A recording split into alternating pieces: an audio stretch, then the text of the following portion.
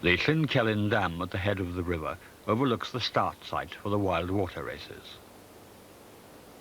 Inevitably, many last-minute preparations are in progress as the opening ceremony draws closer.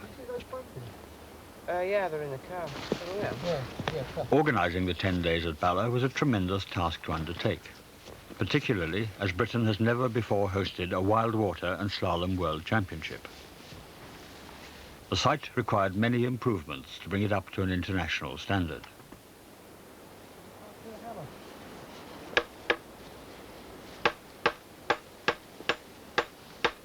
Judges' platforms, start and finishing areas, and spectator facilities were planned and built by volunteers. Many hours of hard work were put in by members of the local community, working together with the British Canoe Union and other organisations. The critical timing equipment was installed and tested, then linked from start to finish to ensure the absolute accuracy required for World Championship competition.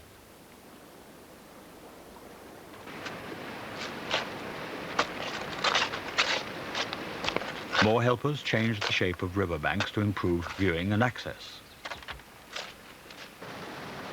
In places, the riverbed itself was altered to improve the course. Work involving the shifting of hundreds of tons of earth and rocks.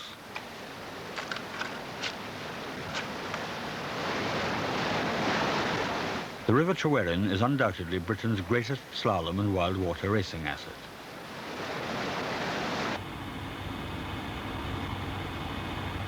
From the powerhouse underneath the Llyn Dam, the Welsh Water Authority control the river's flow from the vast volume of water stored above it.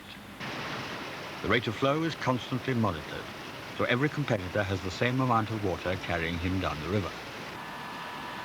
The release gives an exciting 5.5 miles of rapids, ideal for wild water racing.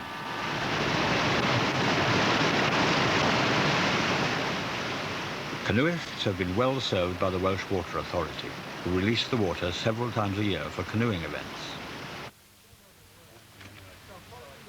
At all competitions at this level, there are stringent regulations governing the dimensions and buoyancy of the boats. Buoyancy aids, too, are checked.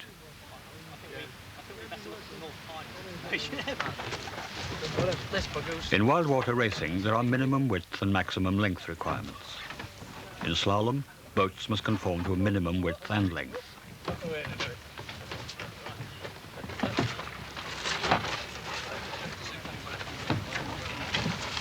Obviously, competitors are striving to attain the maximum efficiency regarding weight and performance. The boats themselves represent amazing achievements in canoe design. Today, a boat weighing as little as 10 pounds can support a paddler in competition. Buoyancy aids, which must support 6 kilograms of iron or lead when immersed, are constantly being refined and made smaller, while still complying with the rules. The opening ceremony. The dignitaries and the competitors from 21 nations join together with organisers, officials and volunteers who have worked for so long to make the event possible. Stan Cooper, given leave from the army to work as the director of Bala Canoe 81, sums up everyone's feelings. I was only thinking the other day that it's very difficult to come to terms with the fact that now, having spent the 2 years organising it, that it's actually here. Because there were times, I must admit, when one felt that we'd never ever get it all together.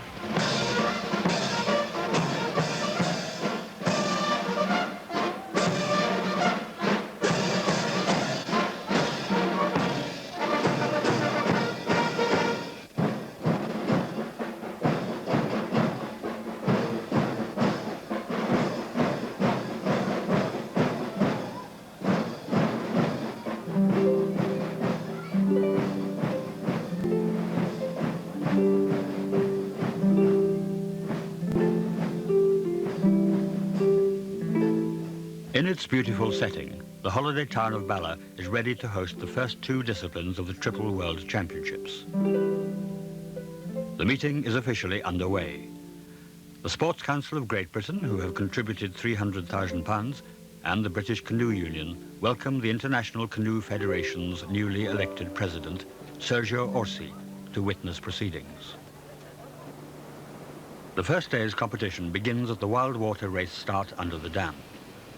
The initial batch of 45 paddlers are to set off at 1-minute intervals against the clock. 5, 4, 3, 2, 1, go! A photoelectric beam is broken by the bow of the boat and the clock starts. 15 seconds. Although these competitors are in the lowest seeded group, concentration is total, the culmination of 2 years' training and effort. Number 7, Yugoslavia's Trake Angelovski nervously awaits the count. 5, 4, 3, 2, 1, go! This course at Bala immediately puts the paddlers under pressure. 10 seconds of flat water with every second counted. After this flat-out sprint, there is a 3-foot drop straight down into fast-flowing rapids.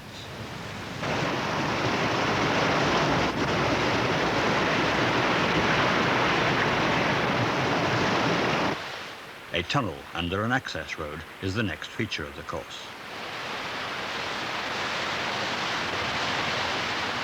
This access road is a typical example of the work carried out by the Welsh Water Authority in order to improve the course. Competitors sweep around a gentle bend, and then the course straightens out, approaching the fish grill, which heralds the start of a really tricky section known as the graveyard. The grill itself was to claim victims before the end of the day. The aptly named graveyard section is an extremely technical stretch of water, and these early starters have to pick their way down slowly and carefully to avoid the dangers. Because of inaccessibility, few spectators watch from the tree-lined banks.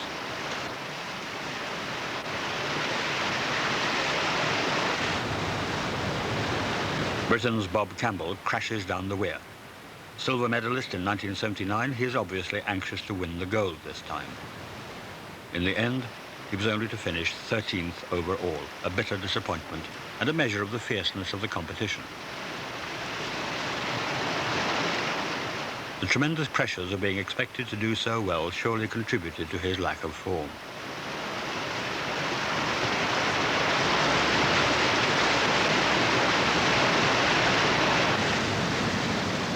Jerome Truran, however, did well to finish 12th, 10 seconds up on Campbell.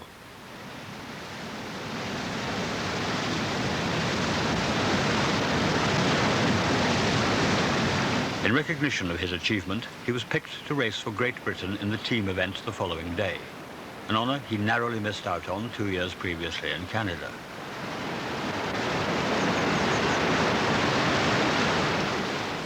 Another Briton, Dave Taylor, made no secret of his liking for the River Tryweryn by winning the pre-championship event in 1980 by the tremendous margin of 20 seconds.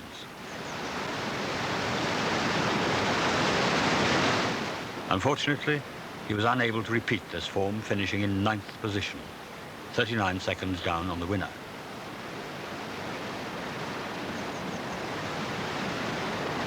Jeremy Hibble, the most successful of our men's K1 squad, finished 4th.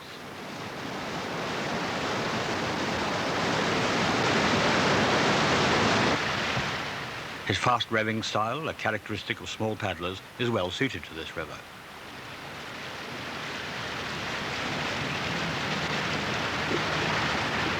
More able to change direction and react quickly than a bigger man taking larger strokes, Jeremy beat his own personal best time by 10 seconds. Despite this, he was still 20 seconds behind the winner.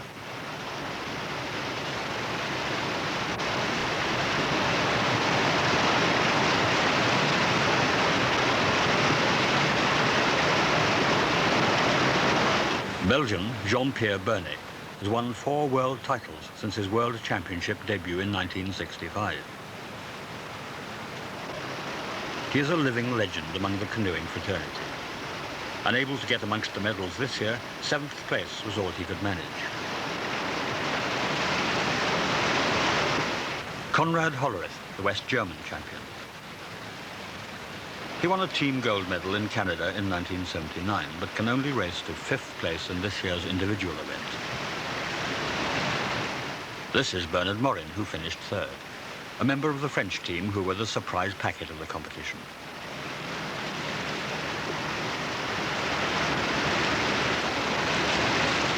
Away from the start comes Marco Provide, one of the best Italian paddlers for some time. He is seen here on both his first and second runs, battling to second place on the day, fulfilling a potential spotted by many in Canada 2 years previously.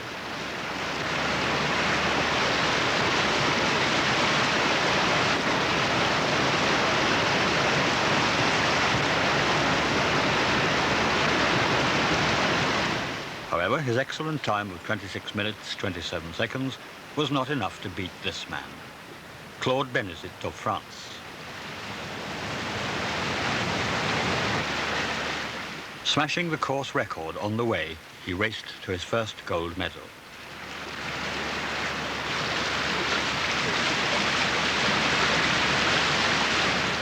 The next race on the river is the men's C2 event.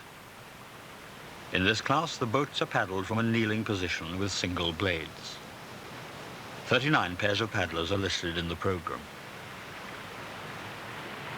Weiss and Probst of Switzerland put in a strong challenge for a medal position, but narrowly missed out, eventually finishing fourth.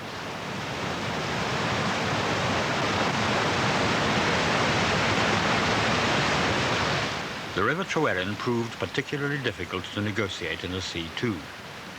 Constantly maneuvering around rocks and obstacles, the paddler's style and rhythm is continually being interrupted.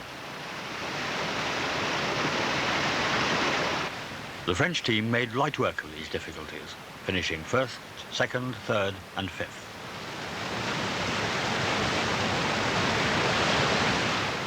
Here are Doux and Bunichon, gold medalists in 1979, this time beaten by this pair, Jean-Jacques Hain and Daniel Jacquet, the 1981 champions of the world. Many thought the British would have a distinct advantage on their home river, but look at the timing and fluency of the Frenchmen. Faster than a third of the K1 entries on the day.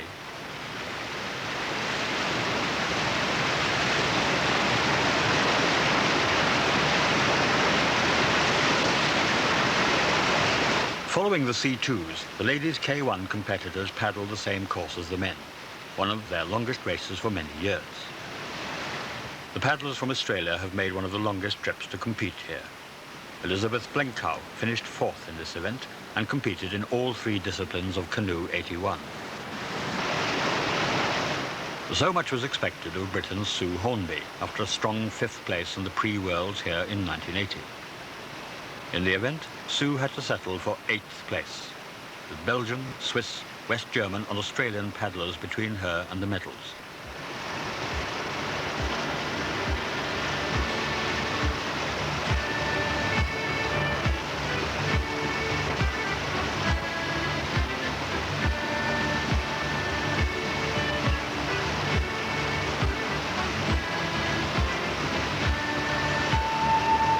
Anne Plant, another British girl, became our only individual medal winner of the day, picking up the bronze medal with a time of 29 minutes, 26.22 seconds. A well-deserved result, and recognition of many years devoted to the sport.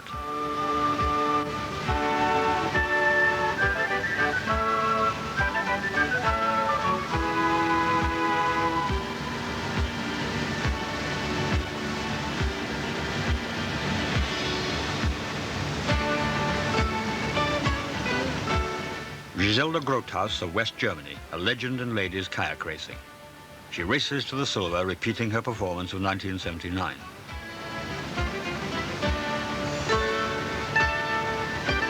In 10 years of championship racing, she has won 6 individual and team gold medals and an Olympic silver in slalom for good measure.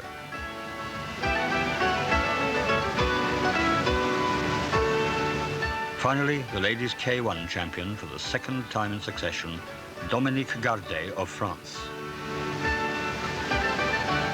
28 minutes, 58.82 seconds was her winning time. 2 seconds up on Grothaus. A great race won by a great river racer.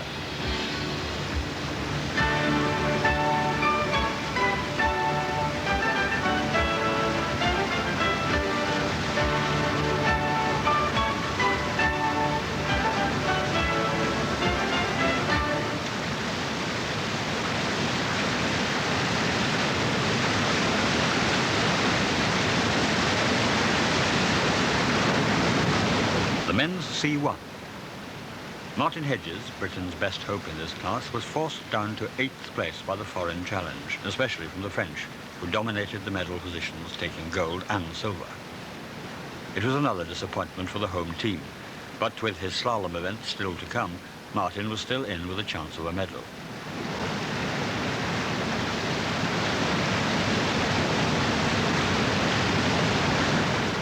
Bala Mill is the sting in the tail of this course. The C1s particularly have to improvise their paddling to cope with the situation, with such a difficult drop to deal with. John Butler of the United States took the bronze medal, and here Frenchman Luc Verger, who was world champion in 1979, is seen on his way to the silver this year.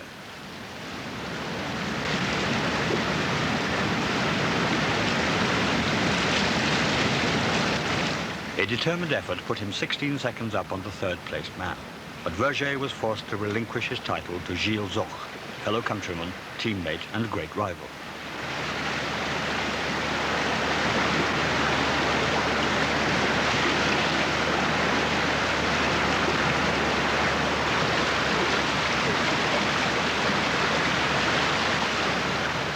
Gilles Zoch, 22 seconds ahead of the rest, at last wins a coveted World Championship gold medal. In 1977, he missed out by only 0.02 of a second. In 1979, he was beaten by Luc Verger, but here at Canoe 81 in Bala, he is the champion of the world.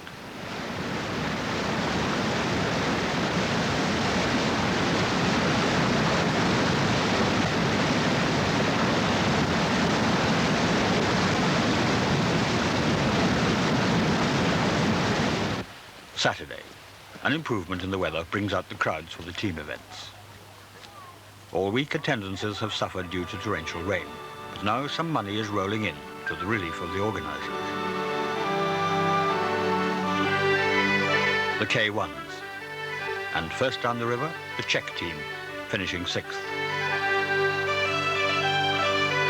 Italy, the winners here at Bala in the pre-World Championships of 1980, on their way to 5th place with the same team. The reigning champions West Germany take the bronze this time. The British squad, Taylor, Hibble and Truran, silver medalists. The event was won by the French team, boosting their medals total to 12 and bringing to an end the Wildwater racing disciplines of Canoe 81. Britain managed only a silver and a bronze, but all paddlers put in faster times than ever before on this course, a measure of the competition.